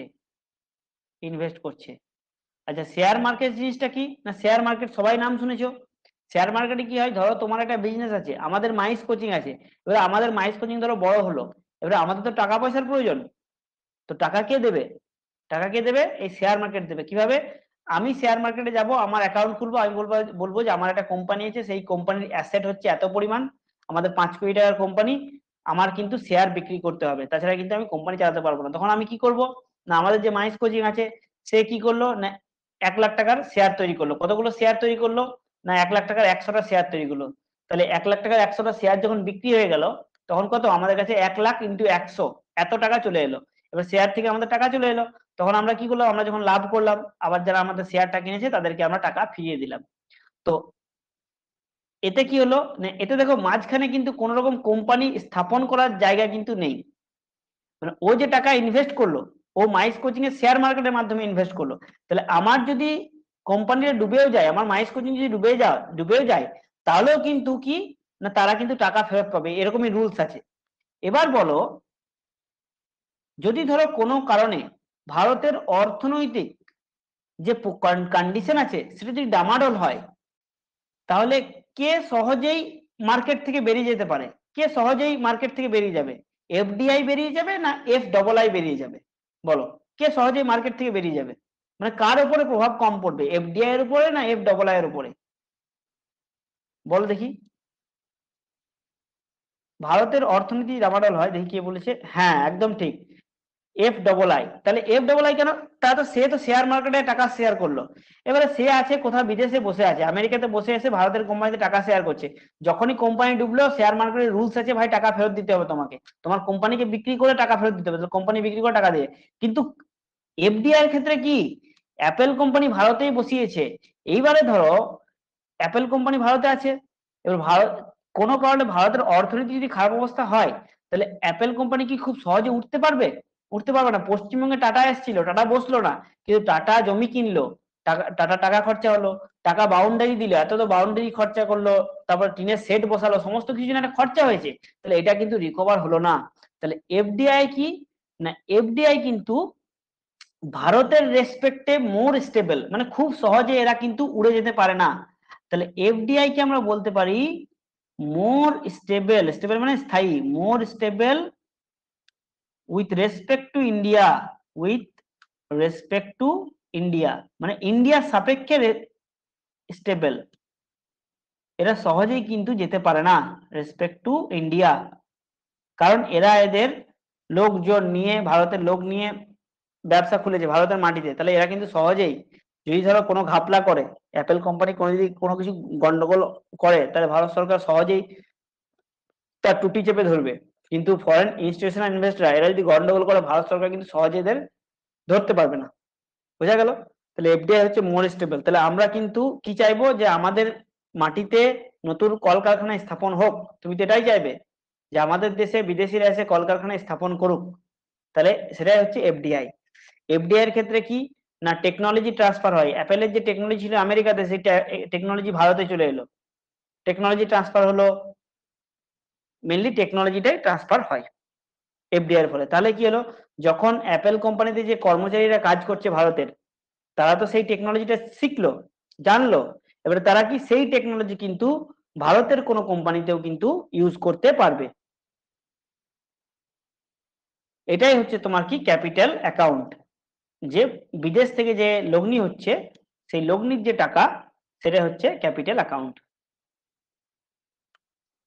বোঝা গেল?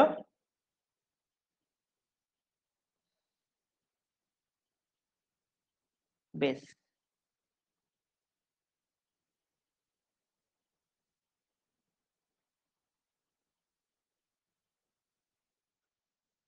এবার দেখো, 2022-23 অর্থবর্ষে ক্যাপিটাল অ্যাকাউন্ট সারপ্লাস দেখা গেছে, যেটা আমি বলছিলাম যে ভারতের যে তোমার ধরো কি, না কারেন্ট অ্যাকাউন্ট আমি নেগেটিভ দেখলাম, কারেন্ট অ্যাকাউন্ট নেগেটিভ দেখলাম, তাহলে পজিটিভ ব্যালেন্স অফ পেমেন্ট হবে কি করে?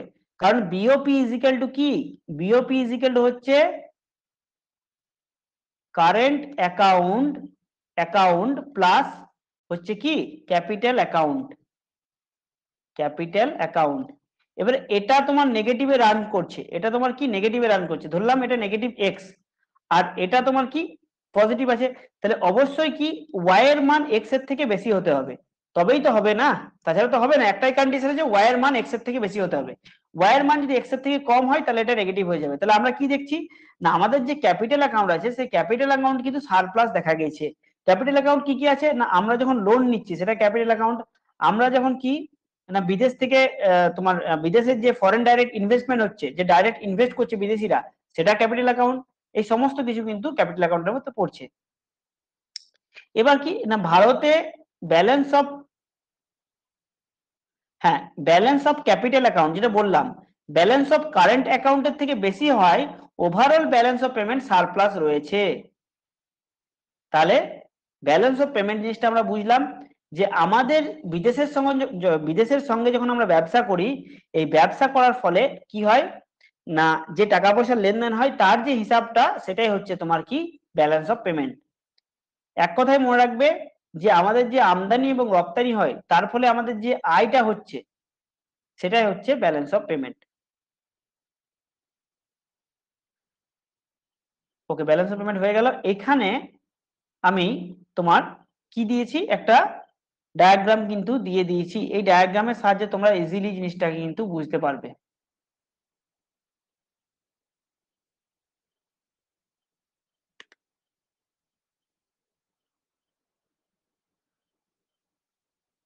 দেখো এখানে দেখো কি আছে না, প্রথমে দুটো জিনিস আছে, একটা হচ্ছে কারেন্ট যেটা আমি বললাম কারেন্ট, আর একটা হচ্ছে ক্যাপিটাল। কারেন্টের মধ্যে কি ভিজিবল মানে চোখ আছে দেখতে পাচ্ছ, এই ছকটা যদি দেখো তাহলে তোমার ইজিলি মনে পড়ে যাবে। চোখ আছে, চোখের মধ্যে কি গুডস মানে জিনিসপত্র, রয়্যাল এনফিল্ড বাইক বা কার চলে এলো ভারতে, এটা হচ্ছে মানে কার যাচ্ছে বা কার আসছে, এটা হচ্ছে ভিজিবল কারেন্ট অ্যাকাউন্টের। আর ইনভিজিবল কোনগুলো, যেগুলো আর কি দেখা যাচ্ছে না, service, income, profit, interest, dividend, এগুলো সমস্ত কিছু, ট্রান্সফার, রেমিটেন্স, ডোনেশন, গিফট, এটা কিন্তু পড়ছে ইনভিজিবলের মধ্যে। আচ্ছা এখানে রেমিটেন্সটা আমি ভিজিবল করেছি না, দাঁড়াও, রেমিটেন্সটা হবে ইনভিজিবল, ঠিক আছে, রেমিটেন্সটা হবে ইনভিজিবল। ওকে, হ্যাঁ রেমিটেন্সটা হবে কি,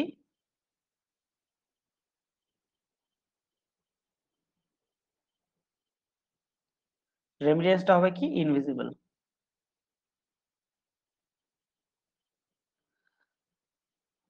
ওকে, এটা হচ্ছে এখানে নেক্সট কি হবে, প্যারাটি লিখে লিখে নাও যে অদৃশ্য হচ্ছে রেমিটেন্স, রেমিটেন্স। ওকে, এটা হয়ে যাচ্ছে তোমার ইনভিজিবল। রেমিটেন্সটা আমি ভিজিবল করেছিলাম, এটা হচ্ছে ইনভিজিবল মানে দেখা যায় না।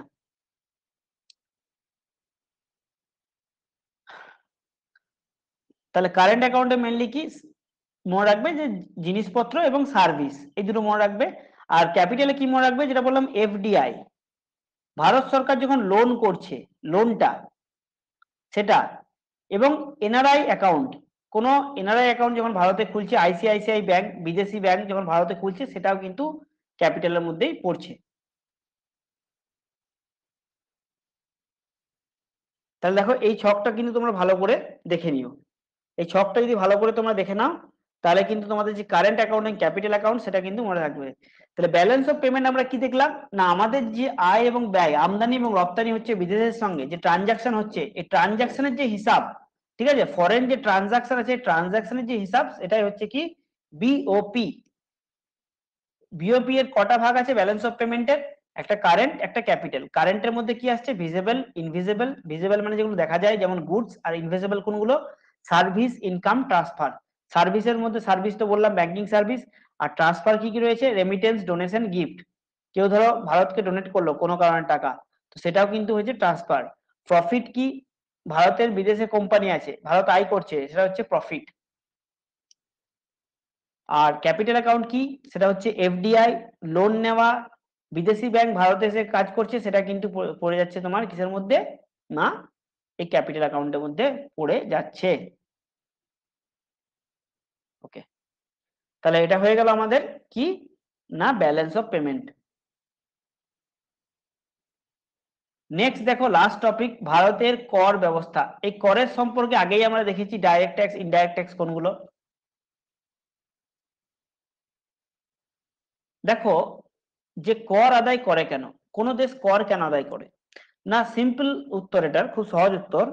কোনো একটা দেশের অর্থনীতিকে পরিচালনা করতে গেলে কি করতে হয়? যারা খুব বেশি আয় করছে সেই আয় থেকে কিছু অংশ কর নিতে হবে, এবং যাদের ইনকাম খুবই কম সেই লোকগুলোকে কিছু সুবিধা দিতে হবে। তাহলে এই যে যারা ধনী ব্যক্তি তাদের কাছ থেকে টাকা নেওয়া এবং গরিব ব্যক্তিকে কিছু সুবিধা দেওয়া, তো এটাই হচ্ছে তোমার করের মূল উদ্দেশ্য। তাছাড়াও কি উদ্দেশ্য রয়েছে? তাছাড়া কি না, এই ধনী ব্যক্তিরা কি হচ্ছে, দেখো যারা ধনী যেমন আম্বানি, আম্বানিরা তো দেশের সম্পদ ব্যবহার করছে, দেশের জল ব্যবহার করছে, দেশের মাটি ব্যবহার করছে।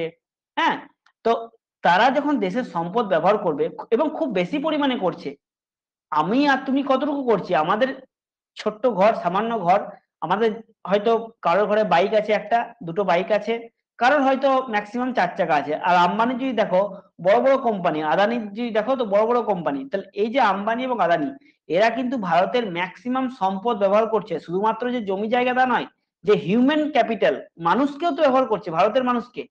হুম, তাহলে কি হচ্ছে, তো তাদের তো কিছু দায়িত্ব আছে। দায়িত্ব কাদের প্রতি আছে? দায়িত্ব আছে ভারতের মানুষের প্রতি। ভারতের মানুষকে কে রিপ্রেজেন্ট করছে? সরকার করছে রিপ্রেজেন্ট। তাহলে সরকারকে তাকে কিছু কর কিন্তু দিতে হবে, তার আয়ের যে পরিমাণ, সে আয়ের প্রপোর্শন অনুযায়ী তাকে কিন্তু কর দিতে হবে। এবং সেই কর কি করবে? সেই কর কর সরকার জনগণের মধ্যে কাজে লাগাবে। তাহলে কি, যে কোনো সরকারকে, দেশকে ঠিকঠাক ভাবে পরিচালনা করার জন্য কর আদায় আবশ্যিক হয়ে পড়ে, আবশ্যিক হয়ে পড়ে। সরকার এই করের বিনিময়ে জনগণকে বিভিন্ন রকমের গুণগত ও পরিমাণগত, দেখো আম্বানির কাছ থেকে যখন সরকার করটা নিল, আম্বানিকেও তো কিছু সুবিধা দেবে। তোমার কাছ থেকে সরকার যদি রোড ট্যাক্স নেয়, তাহলে সরকার দায়িত্ব কি? সরকারের দায়িত্ব হচ্ছে সেই রোডটাকে ভালো করা, তাই তো? সরকারের দায়িত্ব সেই রোডটাকে ভালো করা, কারণ রোড ট্যাক্স নিচ্ছে।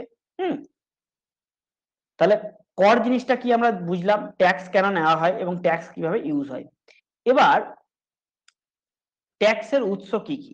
দেখো, ট্যাক্সের প্রধানত দুটো উৎস রয়েছে, একটা হচ্ছে ডাইরেক্ট ট্যাক্স, একটা হচ্ছে ইনডাইরেক্ট ট্যাক্স। ডাইরেক্ট ট্যাক্স কি কি দেখেছি? যেগুলো সরাসরি তুমি দেবে, তুমি উপার্জন করছো, ইনকাম করছো, তুমি দিচ্ছ, আমি উপার্জন করছি, আমিই দিচ্ছি। তাহলে এটা হচ্ছে ইনকাম ট্যাক্স, কর্পোরেশন ট্যাক্স ইত্যাদি। আর ইনডাইরেক্ট ট্যাক্স কোনটা? না, ইনডাইরেক্ট ট্যাক্স হচ্ছে যে যে যেটা পরোক্ষভাবে আমরা দিচ্ছি, ক্রেতা দিচ্ছে। যেমন ধরো তুমি একটা পার্লেজি বিস্কুট কিনলে, এবারে পার্লেজি বিস্কুট তৈরি করতে কে তৈরি করছে? পার্লেজি কোম্পানি তৈরি করছে। তাহলে পার্লেজিকে ট্যাক্সও দেওয়া উচিত, কারণ পার্লেজি জল ইউজ করছে, জমি ইউজ করছে, ল্যান্ড ইউজ করছে, তাহলে পার্লেজিকে দেওয়া উচিত। কিন্তু দিচ্ছে কে? যে কিনছে সে দিচ্ছে ট্যাক্সটা। তাহলে ট্যাক্সটা কি পরোক্ষভাবে দেওয়া হচ্ছে, ডাইরেক্টলি কিন্তু ট্যাক্স দেওয়া হচ্ছে না। তাহলে পরোক্ষভাবে যেহেতু দেওয়া হচ্ছে, সেটা হচ্ছে ইনডাইরেক্ট ট্যাক্স। কি কি ইনডাইরেক্ট ট্যাক্স আছে? যেমন excise duty, custom duty, goods and service tax. দেখো, এক্সাইজ ডিউটির বেশিরভাগ অংশ কিন্তু জিএসটি তে চলে এসছে। এক্সাইজ ডিউটির বেশিরভাগ অংশ কিন্তু জিএসটি তে চলে এসছে। এই যে জিএসটি আছে, এই জিএসটি কত ধরনের তোমরা বলো তো? কত ধরনের জিএসটি আছে? আচ্ছা, জিএসটি কত সালে এসছে এটা বলো? জিএসটি কোন ইয়ারে এসছে? জিএসটি কোন ইয়ারে এসছে বলো? জিএসটি কোন ইয়ারে এসছে? না, জিএসটি 2015-তে আসেনি, আমার মনে হয় জিএসটি এসছে 2017-তে, যতটুকু মনে হয়। 2017 জুলাইয়ে, 1 জুলাই 2017।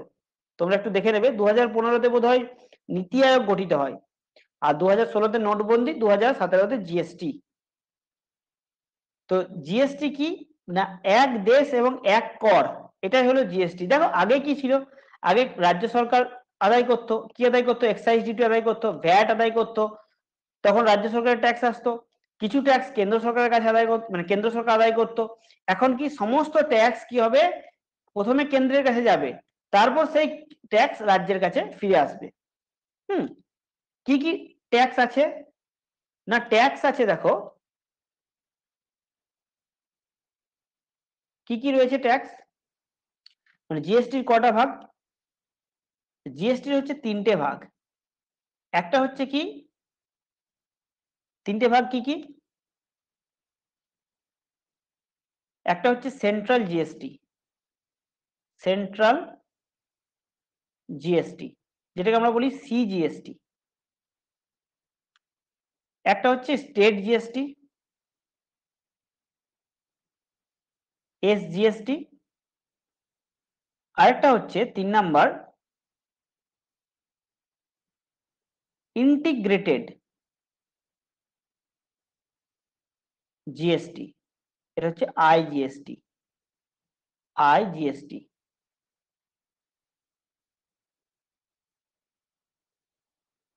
কি হচ্ছে এটা? এটা হচ্ছে আইজিএসটি।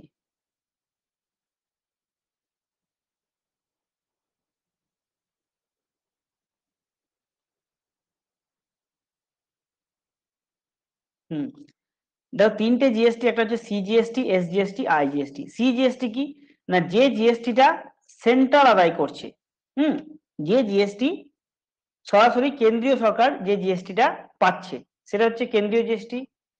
একটা হচ্ছে এসজিএসটি, মানে জিএসটি যে কালেকশন হবে সে জিএসটির কিছুটা অংশ, মানে ধরো জিএসটি যদি ধরে নিচ্ছি আমি 100% যদি জিএসটি হয়, তো তার হয়তো 50% হচ্ছে তোমার, এই 50% হচ্ছে কি না 50% হচ্ছে সিজিএসটি, মানে আমি হিসাবটা ঠিক জানি না, মনে পড়ছে না আমার। 25% হচ্ছে এসজিএসটি, এসজিএসটি, আর 25% হচ্ছে আইজিএসটি। এই আইজিএসটি কিন্তু সবসময় লাগে না। তাহলে বুঝতে পারলে যে সিজিএসটি 50%, 25% এসজিএসটি, আইজিএসটি 25%। এই যে ইন্টিগ্রেটেড জিএসটি, এটা একটু বোঝার আছে। না এটা কি না, দেখো আইজিএসটি হচ্ছে যখন তোমার কি না পশ্চিমবঙ্গ থেকে কোনো জিনিস বিহারে গেল বা দিল্লিতে গেল বা হরিয়ানাতে গেল, মানে এক রাজ্য থেকে অন্য রাজ্যে যখন ট্রান্সফার হচ্ছে, তো সেই কারণে যখন জিএসটিটা দেওয়া হচ্ছে, সেটা হচ্ছে ইন্টিগ্রেটেড জিএসটি। বোঝা গেল?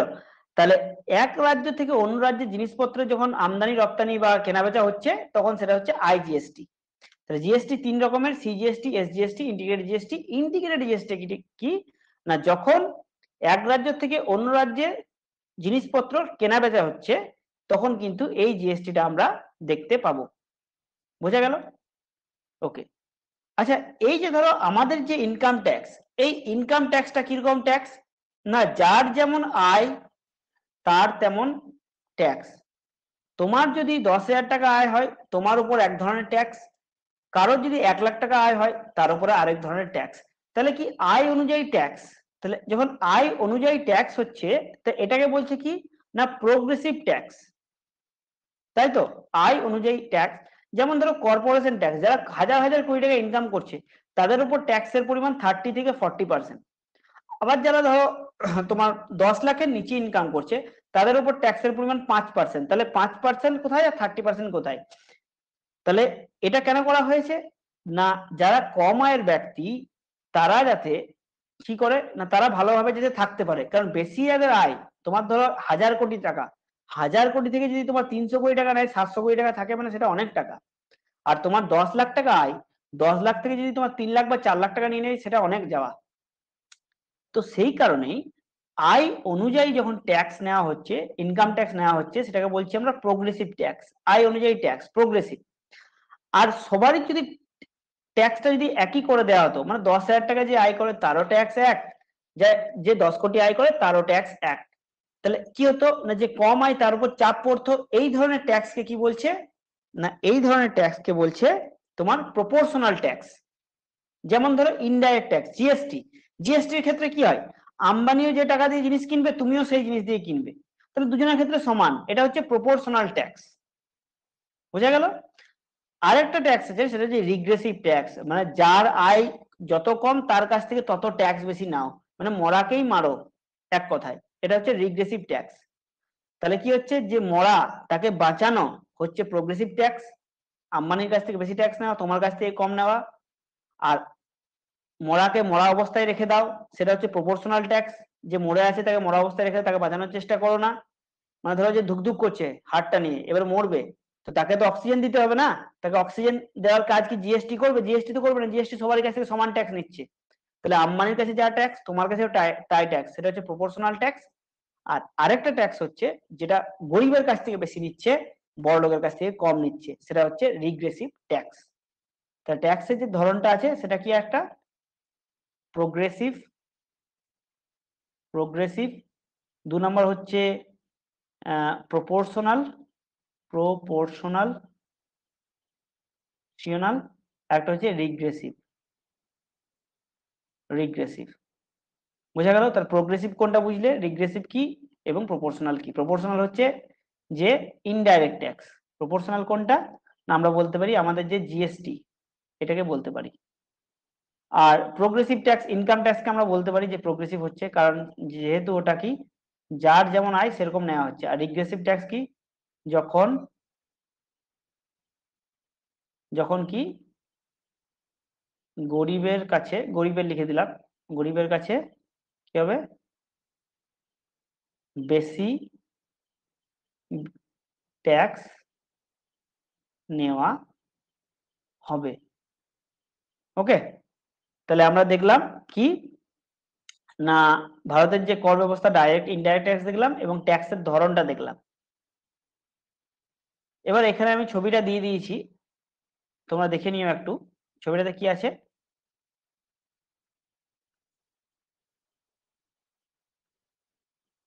যারা যারা দেখতে পাচ্ছ না তারা নিজের মোবাইলটা স্ক্রিনটা জুম করো, তাহলে খুব সুন্দর দেখতে পাবে। দেখো এখানে কি আছে,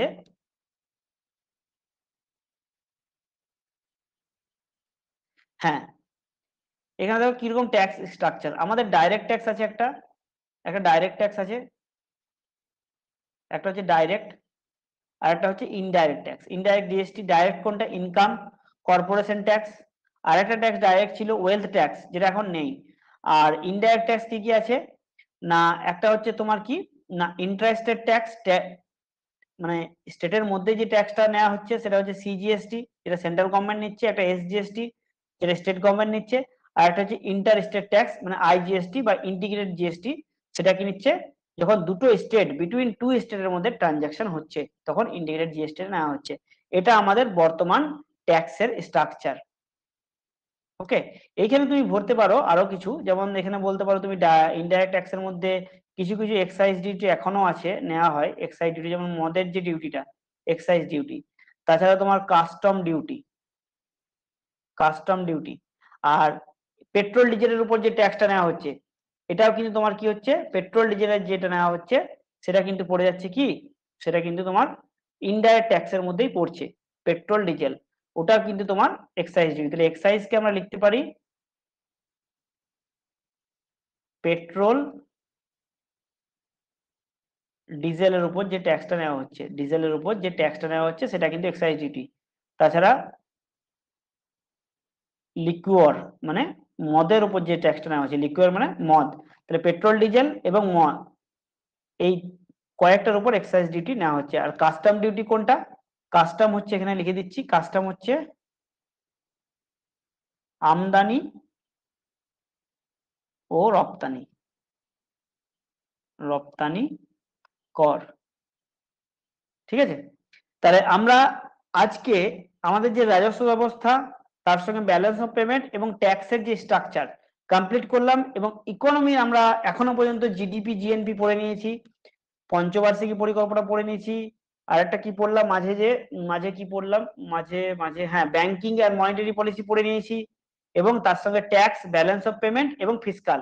ইকোনমি মোটামুটি 8 থেকে 10টা চ্যাপ্টার আমরা কমপ্লিট করলাম, এবং খুব সীমিত তোমার কি বলবো সময় এবং সীমিত পিডিএফ এর মধ্যে খুব কম সংখ্যক পেজের মধ্যে কমপ্লিট করেছি। তোমরা প্রতিটা পিডিএফ ভালো করে পড়বে, তাহলে ইকোনমিতে তোমাদের 70 to 80% কমপ্লিট হয়ে যাবে। এরপর তোমাদের কিন্তু কি কোশ্চেন করতে হবে, প্র্যাকটিস করতে হবে, তাহলে কিন্তু ইকোনমি শেষ হয়ে যাবে। ওকে, আমি রেকর্ডটা অফ করছি, কারো যদি কোনো কোশ্চেন থাকে বলতে পারো।